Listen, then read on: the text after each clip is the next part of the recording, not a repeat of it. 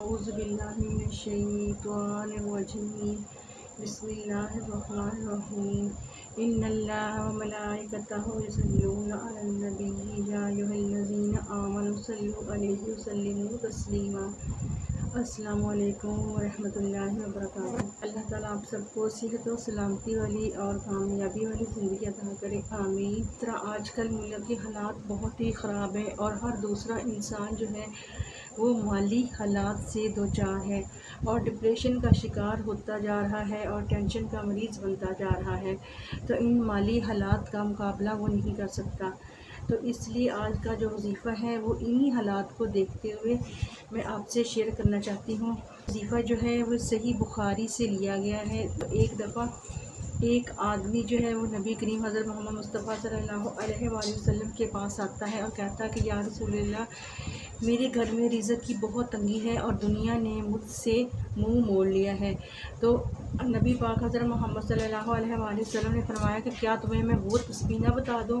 جو ملائکہ کرتے ہیں اور جن کی وجہ سے پوری مخلوق کو رزق تقسیم کیا جاتا ہے۔ اور نبی پاک نے کہا کہ صبح فجر کی نماز کے بعد سورج نکلنے سے پہلے 100 دفعہ اگر تم پڑھ لو سبحان اللہ و بحمدہ سبحان اللہ العظیم و بحمدہ استغفر اللہ، سبحان اللہ و بحمدہ سبحان اللہ العظیم و بحمدہ استغفر اللہ، تو اس کو 100 دفعہ پڑھ لو تو دنیا تمہارے پیچھے بھاگے گی۔ تو وہ آدمی چلا گیا اور کچھ عرصے کے بعد وہ آدمی دوبارہ ہمارے نبی پاک حضرت محمد مصطفیٰ صلی اللہ علیہ وآلہ وسلم کے پاس حاضر ہوا اور اس نے کہا کہ یا رسول اللہ، اللہ تعالیٰ نے مجھے اتنا رزق عطا کیا ہے کہ میں اپنے ساتھ والے ہمسایوں کو بھی دیتا ہے، میں اپنے گلی محلے والوں کو بھی دیتا ہے، میں بازار میں چلتے ہوئے لوگوں میں بھی تقسیم کرتا ہوں، پھر بھی میرے پاس رزق ختم ہونے کا نام نہیں لیتا۔ دنیا اس طرح میرے پیچھے بھاگ کے آتی ہے کہ مجھے سمجھ نہیں آتی میں اس کو کس جگہ میں سمیٹوں۔ یعنی کہ کہنے کا مقصد یہ ہے کہ اللہ تعالیٰ اتنا رزق عطا کرتا ہے، یہ دولت عطا کی ہے کہ اس کو سمیٹنے کے لیے جگہ نہیں ہے۔ تو اس تسبیح کو ملائکہ کی تسبیح کہتے ہیں۔ تو اس لیے جب بھی رزق کی تنگی آئے، دولت کی تنگی آئے، صبح فجر کی نماز کے بعد یعنی کہ سورج نکلنے سے پہلے آپ نے اس وظیفے کو کر لینا ہے۔ تو اول و آخر 3 بار یا 11 بار آپ درود پاک اس کو پڑھ سکتے ہیں، کیونکہ درود پاک برکت کے لیے ہوتا ہے، درود پاک سلامتی کے لیے پڑھا جاتا ہے اور اس کے فوائد و ثمرات اللہ تعالیٰ دگنے عطا فرماتا ہے۔ اور وظیفہ کرنے کی وہی والی شرائط ہے کہ آپ باوضو ہونا اور ایسی جگہ پہ وظیفہ کرنا جہاں شور و غل نہ ہو، اور یکسوئی کے ساتھ کرنا اور وظیفے پہ یقین رکھنا اور وظیفے کی مدت کو پورا کرنا اور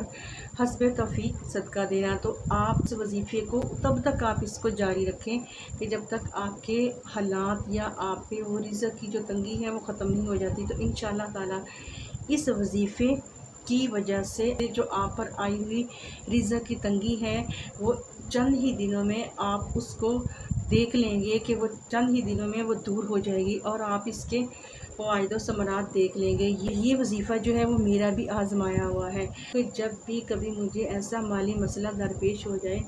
تو میں اس وظیفے کو ضرور کرتی ہوں، تو اللہ تعالیٰ اور میری مدد ضرور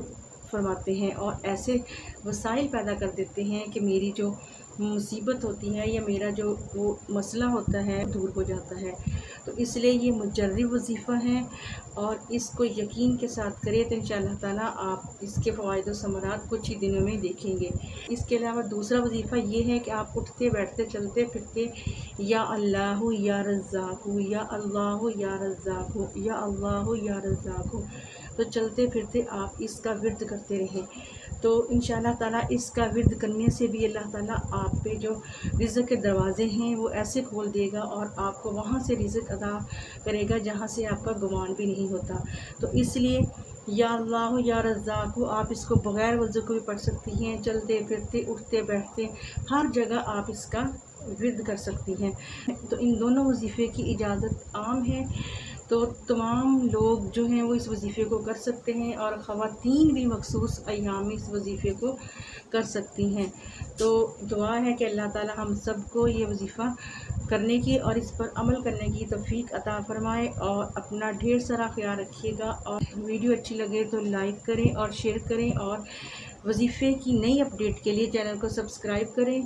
تو اگلی ویڈیو تک کے لیے مجھے اجازت دیں۔ السلام علیکم ورحمۃ اللہ وبرکاتہ۔